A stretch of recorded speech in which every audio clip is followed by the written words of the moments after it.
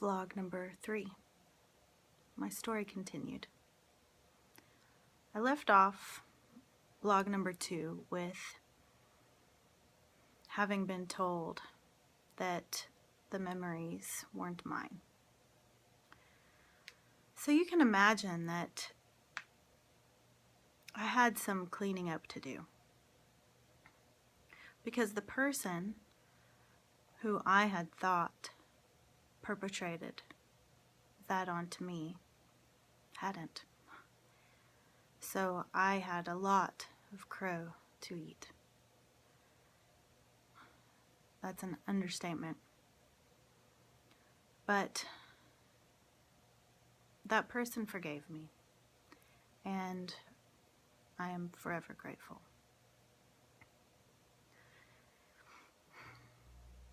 I did learn what happened to that girl, and I learned how she died,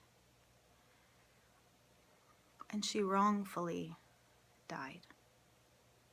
And it was very difficult for me to let that go, because I knew the person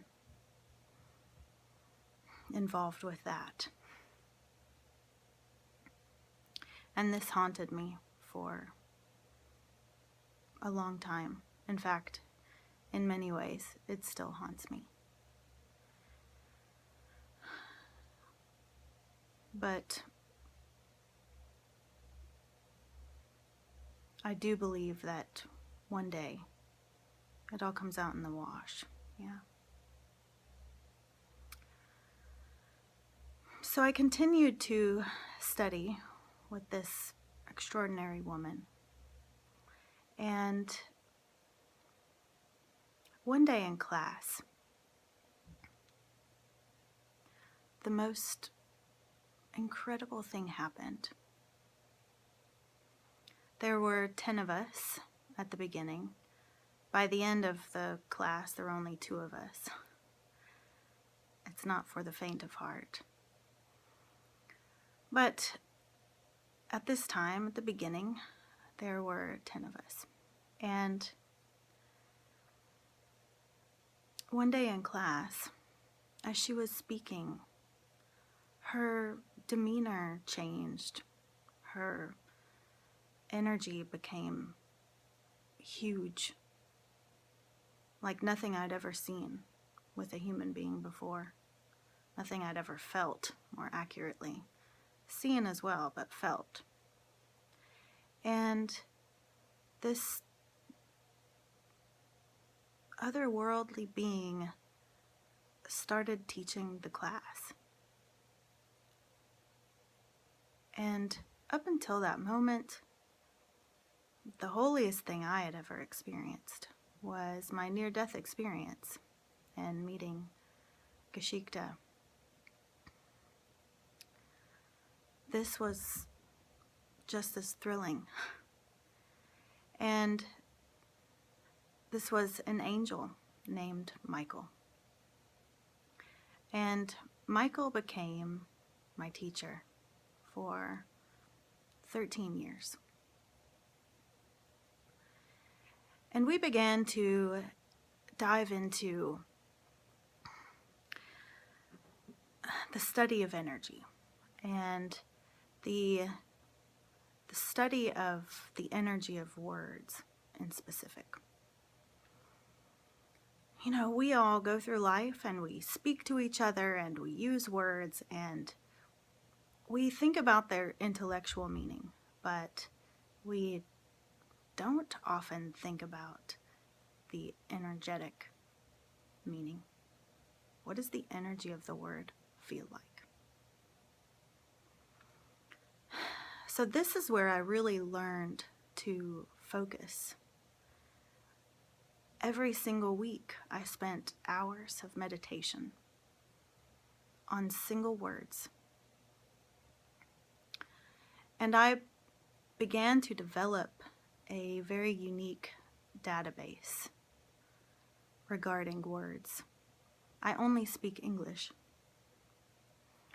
But the neat thing is that the energy of words is universal. The words themselves obviously are not, but the energy is. And if you can detect the energy, if you are sensitive to the energy, then you can have an idea of what's being communicated. If the person speaking is congruent, meaning if the person speaking the words is congruent with the energy of the words.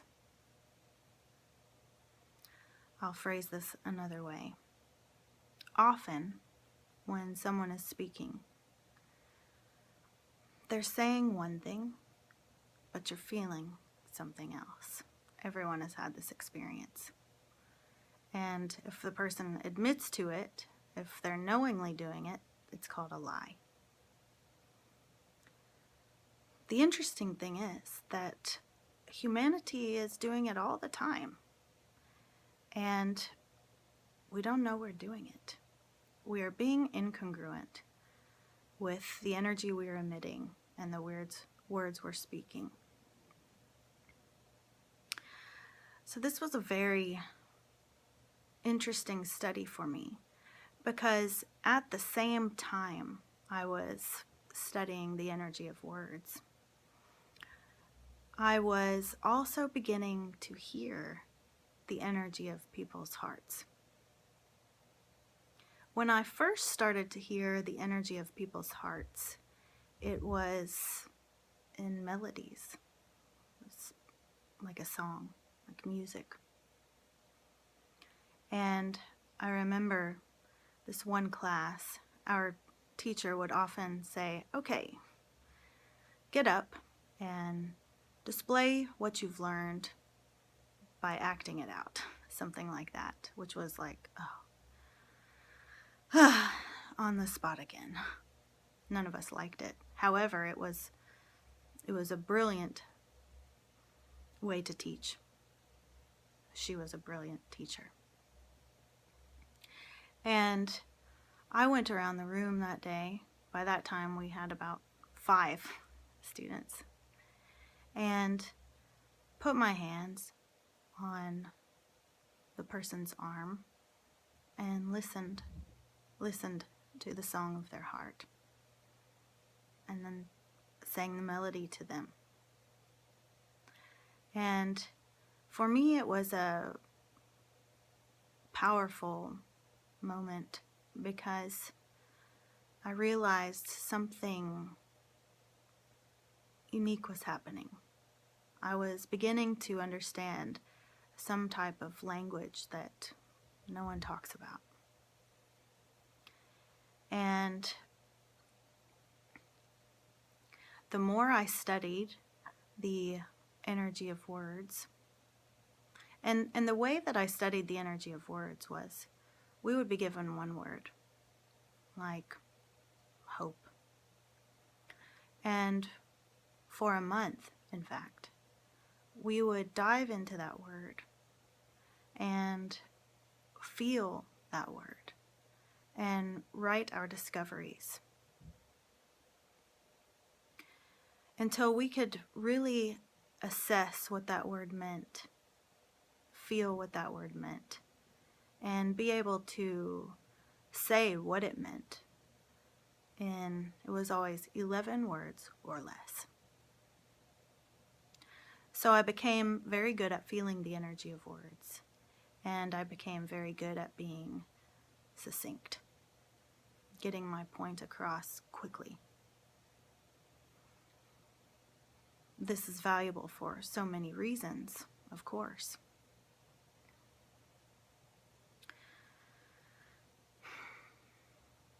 So what happened is that ended up developing, those two combined into being able to feel the energy of the heart so intricately that I understood what the energy meant in words. And so I developed a skill of being able to speak back to someone what their heart was saying. And I developed the ability to inform them and educate them on whether or not they were being congruent. And it was fascinating because most people had no idea that they weren't congruent. They knew that something didn't feel right, but they didn't know what it was. And as soon as they would hear what their heart was saying, it was like so many epiphanies going off in their mind. And this ability is what started my therapy, in fact. And it's still a component of my therapy today. And when someone comes to see me, they get to have a conversation with Geschichte, and they also get a prescribed meditation.